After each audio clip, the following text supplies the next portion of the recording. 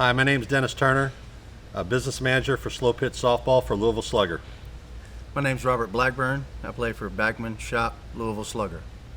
So Robert, you've swung the Z-3000, the Z-2000, and the Louisville Slugger products for the last few years. I know you've tested a lot of bats, you've played for a lot of different teams and manufacturers. Where do you see Louisville Slugger now and also going into the future?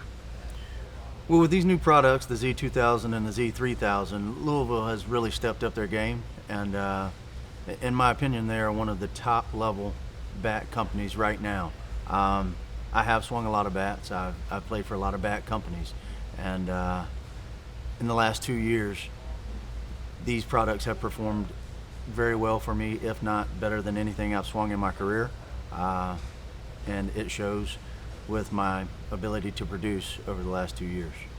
And you talk to a lot of players that do continue to play for a lot of bat manufacturers now. What are they saying about our bats? Everyone thinks that that Louisville Slugger has made great strides in the technology and with our new products. They're definitely impressed with what we're putting on the field. Robert, you've hit the Z-3000, you've hit the Z-2000. You won the batting title this year with the Z-2000 end load version, and you've been able to hit the Z-3000. Testing, performance, durability, etc. What is the key differences that you feel when you're hitting these two bats against each other? Well, with the Z-3000, you can definitely feel that it's a little bit more of a two-piece, three-piece design. You get a little more of the handle flex, which helps you be a little smoother with your swing.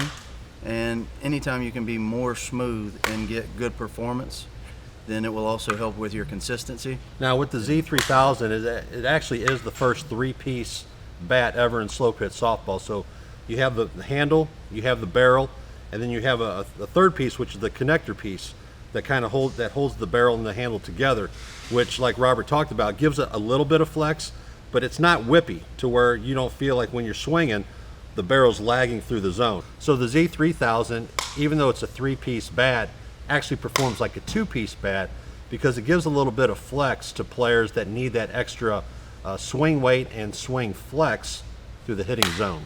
And, there's bad vibration, there's good vibration, and what this True 3 technology allows for the player is to feel the good vibration, to actually feel where you're connecting the ball on the sweet spot of the barrel, and avoids any negative feedback that you will feel in your hands. Have you felt anything as far as, when you're making contact with the ball? Do you feel anything in the hands? Do you feel exactly where you hit it on the barrel? As far as fine tuning it, being accurate in the sweet spot? With the three-piece, I don't feel much negative vibration at all. It does still give me the ability to feel how the ball's coming off the bat and where I'm hitting it on the barrel, whether I'm hitting it square in the sweet spot or towards the end or towards the handle. So it does reduce the negative vibration, but it still gives you the good feel as to whether or not you're hitting it square. So Robert, with the Z-3000 compared to the Z-2000, or in addition to, what do you think the break-in period time is in regards to impacts? How many number of impacts do you think it takes? Now, we always know that there are factors like weather, how hard you swing, do you square it up, do you spin it, types of balls you use, but let's say you use a 44 core ball and you're an average hitter in 70-degree weather. I mean, how long do you think the break-in period would be? Well, with these bats, the 2000 and the 3000, they come hot right out of the wrapper. You're looking at probably 44 core balls, 100, 200 swings, and you should be game ready. But truly, these bats, right out of the wrapper, are really, really good. Yeah, and what's good about our bats, our Z-line, is that even though they're hot out of the wrapper, they're not crazy hot to where they don't break down soon. Once you hit our bats and you break them in, you're going to have them for a long period of time. Anywhere, depending on your game and the way you hit the ball and the balls you use, these bats could last you anywhere from 800 impacts to 1,200 impacts, which is beneficial to the average player that has to go out and buy their bats. I've been hitting the Z-2000 for a little over a year, and I've actually had some that lasted me in excess of 1,500 swings, as well as the Z-3000. I've had two that have lasted me in excess of 1,500 swings. It's just not taking sheets of composite and throwing it together. I mean, there's a large process that goes together when you have a fine line between performance and durability.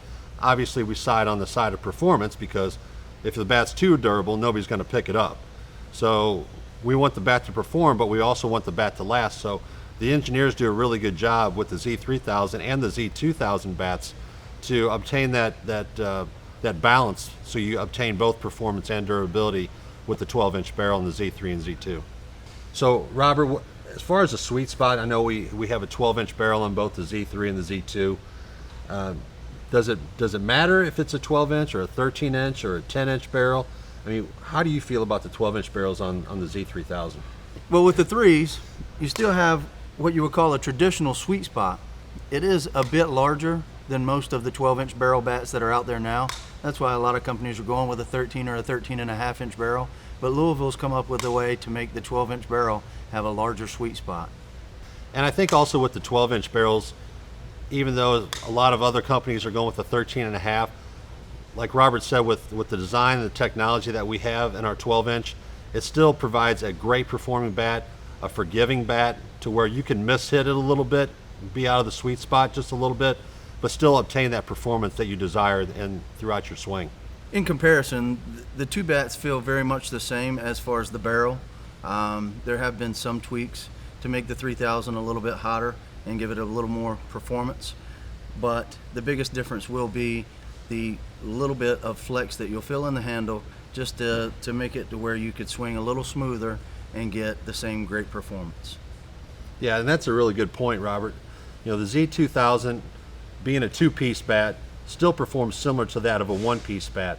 The Z-3000, like Robert said, you can take a nice easy swing, let the bat work for you through the zone. The Z-3000 ASA bats have the S1 ID technology, the discs that are in the barrel, to allow maximum performance against the softer type balls that ASA is going to come January 1 of 2014. So our Z-3000, Z-2000s are going to perform very well with the ASA balls, because our ASA bats stay very rigid through the zone, and you don't want a softer type barrel, a broken in type barrel against a softer type ball, because they're actually going to kind of mesh into each other. So you actually want a rigid barrel to combat the softer type softballs. With the end-loaded version, the USSSA NSA end-loaded version, which Robert's been swinging, you know, it's approved for USSSA, for NSA, and for ISA. And with the ASA models, you know, we obviously have both end-loaded and balanced versions, and the Z-3000 ASA is for ASA only. So you can pick up your Z-3000 and Z-2000s at JustBats.com. We work well together.